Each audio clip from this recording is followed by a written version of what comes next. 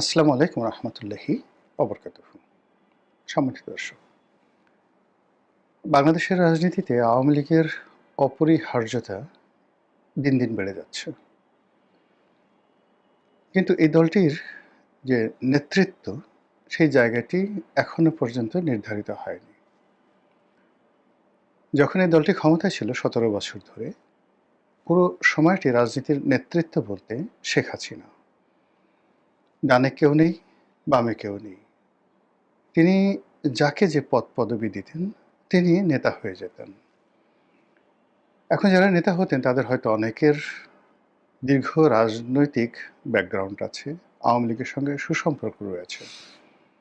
কিন্তু একটি দলকে বিপদের দিনে কিংবা সুদিনে সুন্দরভাবে নেতৃত্ব দেওয়ার যে দৃঢ়তা, চারিত্রিক যোগ্যতা, এই বিষয়গুলো প্রায় সকলের মধ্যেই ছিল না। আবারও বলছি, ছিল না।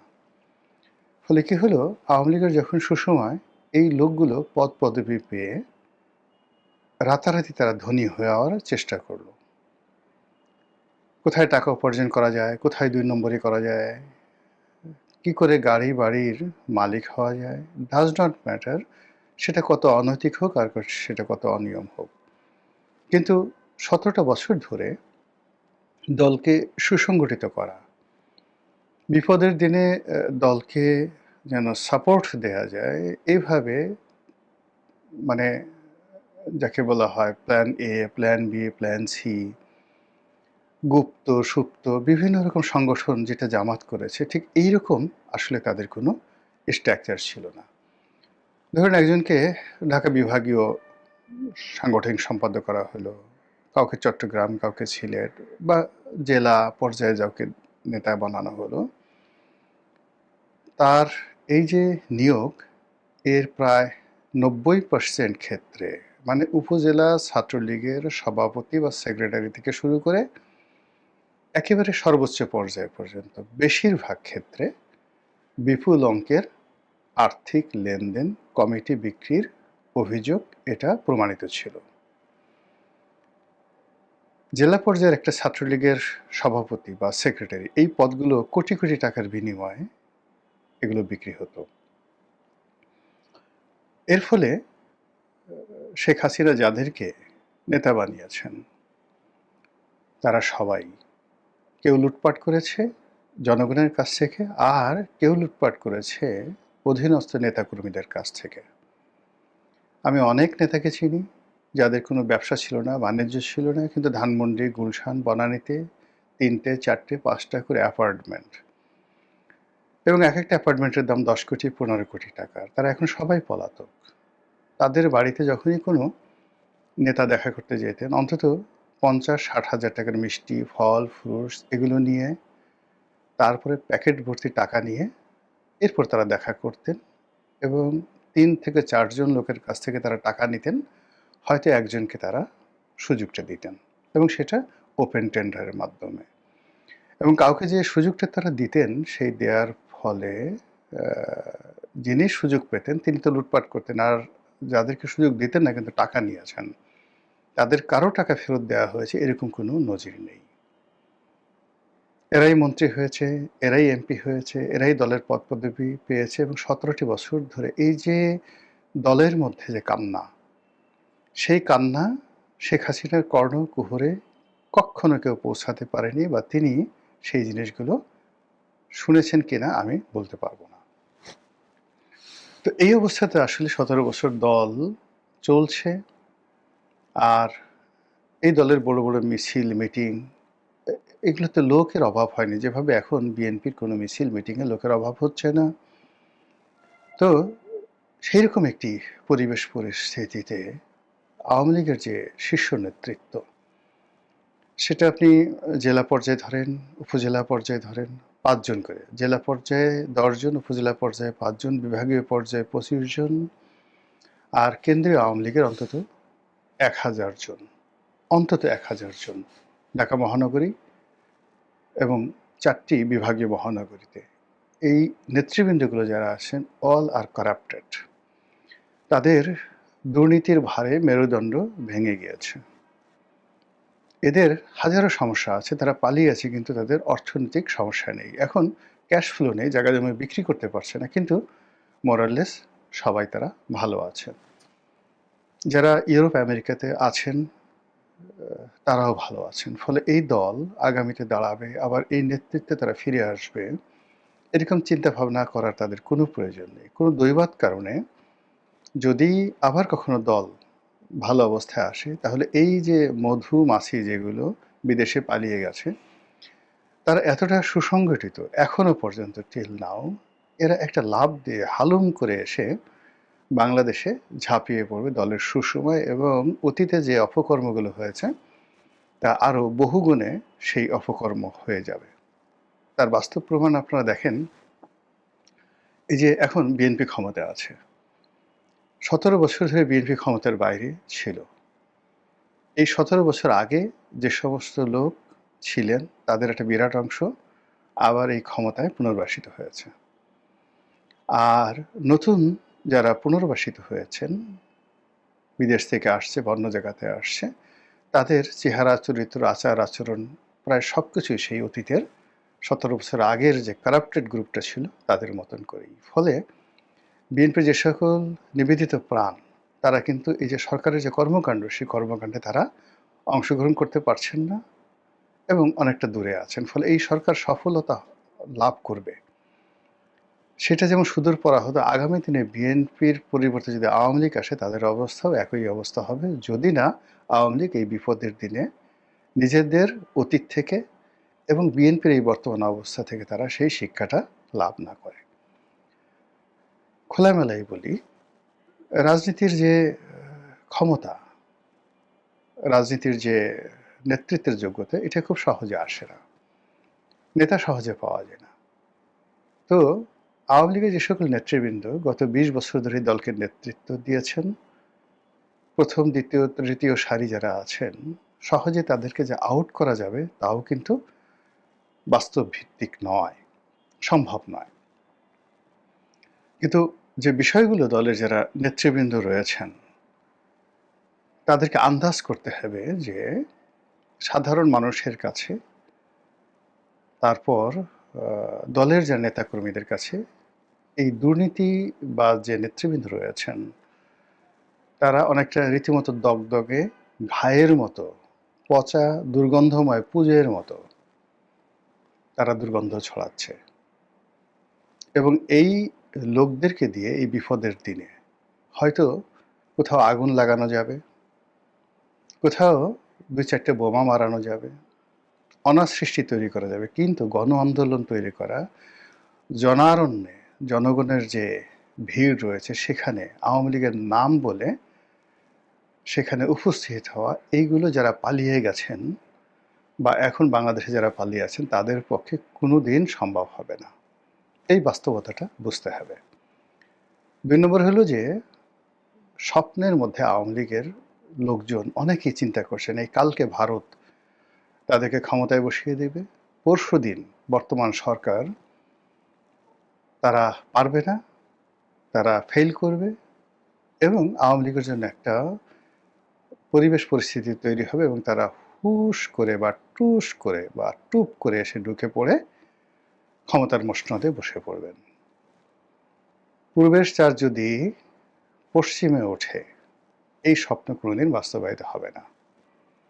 আওয়ামী লীগকে শুরু করতে হবে তারা একেবারে রুট থেকে, নতুন করে, মনে হবে যেন তাদের কিছু নেই, একেবারে নতুন করে সবকিছু তাদেরকে শুরু করতে হবে, যেভাবে সেই 1965-66 সনে তাদের শুরু করতে হয়েছিল, যেভাবে 76-77 সনে তাদের শুরু করতে হয়েছিল, যেভাবে 81-82 সনে তাদের শুরু করতে হয়েছিল, যেভাবে 1992-93 সনে তাদের শুরু করতে হয়েছিল, যেভাবে 2001-2 সনে তাদের শুরু করতে হয়েছিল, আবার যেভাবে 1/11-র পরে তাদেরকে শুরু করতে হয়েছিল, একই কায়দায় তাদেরকে শুরু করতে হবে, কোনো বিকল্প নেই।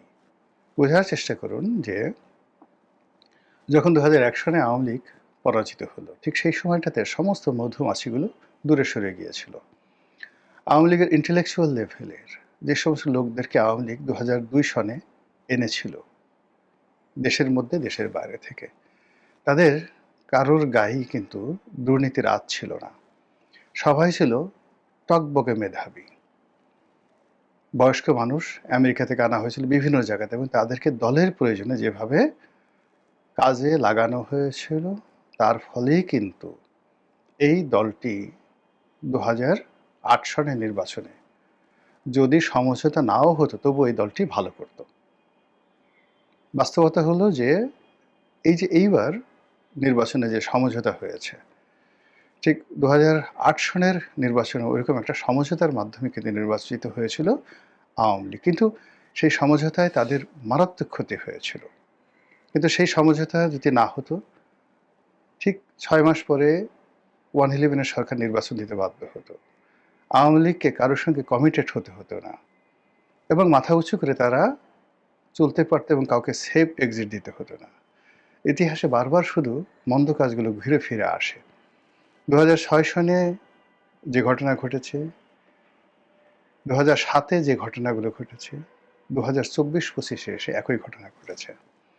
2024-এর নির্বাচনে, 18-14 নির্বাচনে যা কিছু হয়েছে, তার চেয়ে খুব বেশি ভালো কিছু হয়েছে 2026-এর নির্বাচনে। We do not think so. মন্দ কাজগুলো বাড়তেই থাকে। একটি রাজনৈতিক দল যখন সেই মন্দ কাজের বাইরে থেকে বের হতে পারে, তখনই সে সফলতা অর্জন করতে পারে, নতুন একটা ইতিহাস তৈরি করতে পারে। Otherwise not. এখন দেশের বাইরে আওয়ামী লীগ প্রাণান্ত চেষ্টা করছে। সেই প্রাণান্ত চেষ্টা করছে তাদেরকে নিয়ে, যাদের জন্য আওয়ামী লীগের পতন হয়েছে। সেই প্রাণান্ত চেষ্টা করছে তাদেরকে নিয়ে, যাদের ব্যাপারে নেতাকর্মীদের কোনো রকম, যাকে বলা হয়, বিশ্বাস নেই, ভালোবাসা নেই, শ্রদ্ধাবোধ নেই। সংগঠিত হওয়ার চেষ্টা করছে বা কথা বলার চেষ্টা করছে তাদেরকে নিয়ে, যারা নৈতিক মনোবল হারিয়ে ফেলেছেন। বাংলাদেশে আসবেন, আগামীতে জনগণের মধ্যে কথা বলবেন, এই ইমেজটাই তাদের সম্ভব নয়। স্বয়ং বর্তমান প্রশাসন যদি 100 রকম সুযোগ সুবিধা দেয়, আওয়ামী লীগ অফিস খুলে তাদেরকে বসতে বলা হয়, তারা কলকাতা থেকে, দিল্লি থেকে, ইংল্যান্ড থেকে এসে আওয়ামী লীগ অফিসে বসবে, তালা খুলবে, এইরকম শক্তি নেই। এবং বাংলাদেশে যারা ধরেন মিছিল করছে, মিটিং করছে, এরা অনেকটা আবেগের বশবর্তী হয়ে করছে, না বুঝে করছে। যারা বুঝছেন দেশের রাজনৈতিক অবস্থা, জনগণের মন মানসিকতা, অনেক মানুষ আওয়ামী লীগকে স্মরণ করছেন, আওয়ামী লীগের কথা বলছেন মূলত বিএনপিকে রাগিয়ে দেওয়ার জন্য, অথবা অনেক মানুষ আওয়ামী লীগকে স্মরণ করছেন একেবারে অন্ধ ভালোবাসার কারণে। মাঝামাঝি বিচার করে, বিশ্লেষণ করে, বিবেক দিয়ে একেবারে বর্তমান যুগ, ইউনূসের যুগ, আওয়ামী লীগের যুগকে বিশ্লেষণ করে আওয়ামী লীগের যুগ এটা ভালো ছিল, এইভাবে কথা বলছেন আমি অন্তত পক্ষে কাউকে দেখছি না। তো এত কিছুর মধ্যেও কিন্তু এই যে গত 2 বছর চলে গেল আওয়ামী লীগ প্রবাসে, 2 বছরে যদি বলা হয় 2 বিন্দু, 2 পয়েন্ট অথবা 2 হাত সামনে এগিয়েছে Awami League, not like that.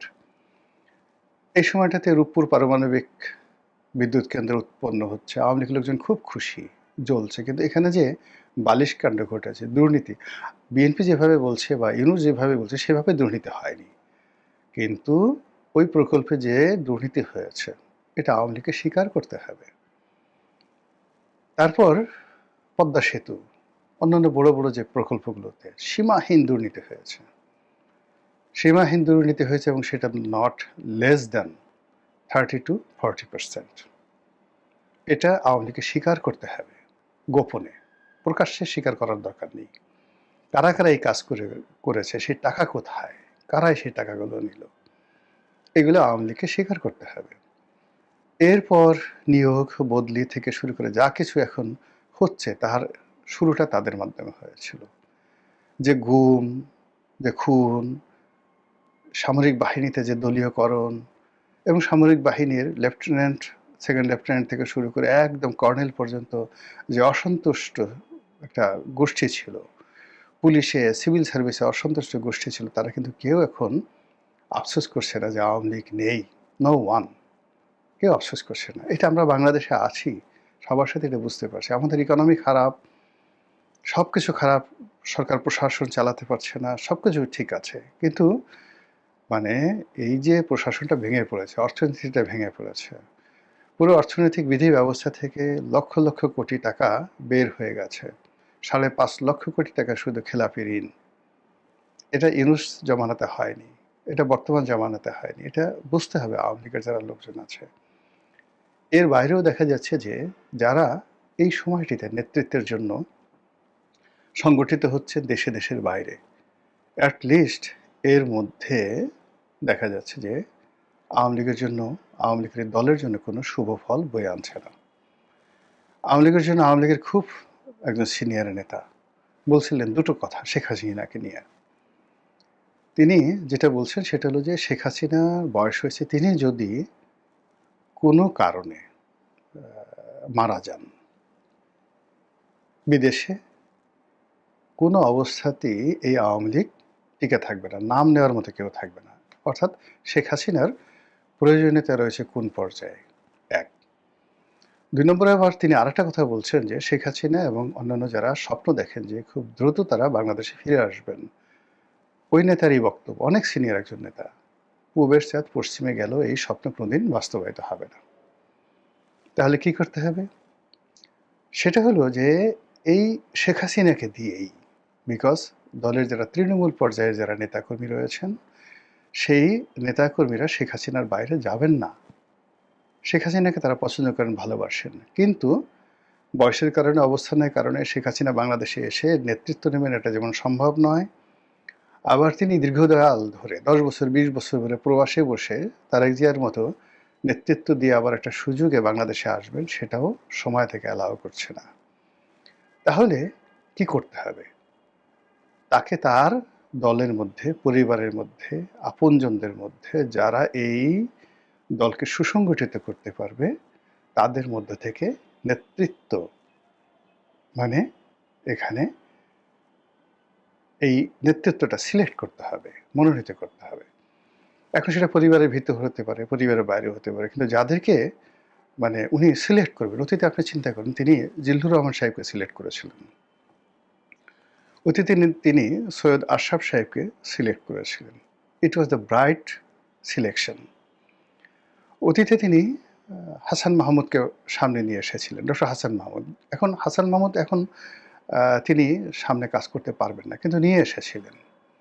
It was a bright decision 111-এর সময়টিতে। আবার ধরুন এটা হলো 111-এর সময়, আবার 2001 সনে, 2001 সনে তিনি যাদেরকে সামনে নিয়ে এসেছিলেন, ইট ওয়াজ দ্য ব্রাইট ডিসিশন। আবার তিনি একটা সময়টিতে সাবের হোসেন চৌধুরী, আখম জাহাঙ্গীর হোসেন, আব্দুল মান্নান, জাহাঙ্গীর কবির নানক, তাদেরকে নিয়ে এসেছিলেন। ইট ওয়াজ এ ব্রাইট ডিসিশন। কিন্তু একাগারের সময় এই পুরো জিনিসগুলো ছিটকে পড়ে। আবার পরবর্তীতে ক্ষমতা আসার পরে অনেকে, একাগারের কারণে অনেকে ছিটকে পড়েন, আবার ক্ষমতায় আসার পরে অনেকে দুর্নীতিতে আকণ্ঠ নিমজ্জিত হয়ে তারা নেতৃত্বের যে জিনিসগুলো হারিয়ে ফেলেন। শেখ হাসিনা এই দলের সবাইকে চিনেন এবং তার যাকে বলা হয় একটা ম্যাজিক্যাল পাওয়ার আছে, ম্যাজিক্যাল পাওয়ার আছে যেটা এই মুহূর্তে বাংলাদেশের রাজনীতিতে দ্বিতীয় কোনো শীর্ষ নেতা নেই। আমি আমার নিজের কথা দিয়েই বলি, নিজের কথাতে বলি, ওনার সঙ্গে আমার কোনো রকম পরিচয় ছিল না। উনি আমার নাম শুনছেন কিনা আমি তাও বলতে পারবো না যখন আমি মনোনয়ন পেলাম। তো আমি যে কাজটি করলাম, মানে উনার বাসায় কাজ করেন একেবারে পিয়ন পর্যায়ের একজন লোক দিয়ে আমি আমার বায়োডাটাটা ওনার কাছে পৌঁছে দিলাম। সামহাও আমার সৌভাগ্য যে উনি সেই বায়োডাটাটা পড়েছিলেন। বায়োডাটা পড়ার পরে আমার যে কর্মকাণ্ড, নির্বাচনী এলাকাতে আমার কর্মকাণ্ড, ওটা তিনি খোঁজ নিয়েছিলেন এবং দেখেছিলেন এবং উনি ওটা বিশ্বাস করেছিলেন। এবং ওটার ভিত্তিতে যখন তিনি আমাকে মনোনয়ন দিলেন, ওই দিনই আমার মানে কথা হলো। উনি আমাকে বললেন যে, "রনি, তোমার বায়োডাটা আমি দেখেছি। You are a brilliant. You are a challenging boy." মানে এই ব্রিলিয়ান্ট কথাটা হয়তো লেখা ছিল, কিন্তু আমি যে চ্যালেঞ্জিং, এটা আমি 2008 সন পর্যন্ত আমি নিজেকে চ্যালেঞ্জিং মনে করতাম না। আমার কাছে মনে হতো আমি একটা ভীরু, কাওয়ার্ড, কাপুরুষ। কিন্তু আমি যে চ্যালেঞ্জ নিতে পারি, এটা 2009 সন থেকে, মানে শেখ হাসিনার যে বক্তব্য দেওয়ার পরে আমি যে এমপি হলাম, এরপর থেকে আমার জীবনে যে চ্যালেঞ্জগুলো আসলো সেগুলো মোকাবেলা করতে গিয়ে আমি বুঝলাম। কিন্তু আমার নিজেকে আবিষ্কার করার ক্ষমতা ছিল না। শেখ হাসিনা আমাকে বলছিলেন, "ইউ আর এ চ্যালেঞ্জিং বয়", ইংরেজিতে। "যাও, তোমাকে একটা চ্যালেঞ্জ দিলাম।"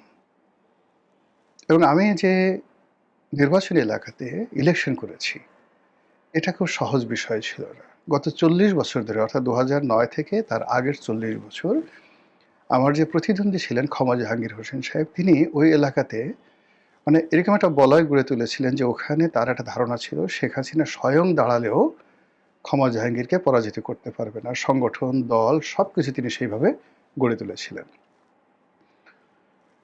ক্যাডার বাহিনী থেকে শুরু করে সবকিছু। অন্যদিকে বিএনপির যে প্রার্থী ছিলেন আমার মামা শ্বশুর, তিনিও গত ৪০ বছর ধরে ওখানে এতটা মাসেল পাওয়ার, অর্থ, মানে বিএনপির জনপ্রিয়তা আওয়ামী লীগের পর্যায়ে ওখানে ছিল না। কিন্তু মারামারি কাটাকাটি, মাসেল পাওয়ারে শাহজাহান খাঁর সামনে দাঁড়ানোর মতো অবস্থা পটুয়াখালী জেলাতে কেউ ছিল না। দ্বিতীয়ত, ক্ষমা জাহাঙ্গীর সাহেব যখন এমপিও ছিলেন, মন্ত্রীও ছিলেন, ঠিক ওই সময়টাতেও শাহজাহান খাঁর সামনে সরাসরি সামনে দাঁড়িয়ে কথা বলার মতো অবস্থা তার ছিল না। যেমন ধরেন ঢাকা শহরে সাবের হোসেন চৌধুরী খুব জনপ্রিয় ছিলেন, কিন্তু মির্জা আব্বাসের নির্বাচনী এলাকায় যখন সাবের হোসেন চৌধুরী মন্ত্রী, তখনও তার সঙ্গে ফাইট করার মতো অবস্থা তার ছিল না। এইরকম আর কি ক্ষমা জাহাঙ্গীর ভার্সেস শাহজাহান খান অবস্থা ছিল। ঠিক সেই জায়গাতে যখন মনোনয়ন দিয়ে আমাকে পাঠানো হলো, ইট ওয়াজ রিয়েলি চ্যালেঞ্জিং।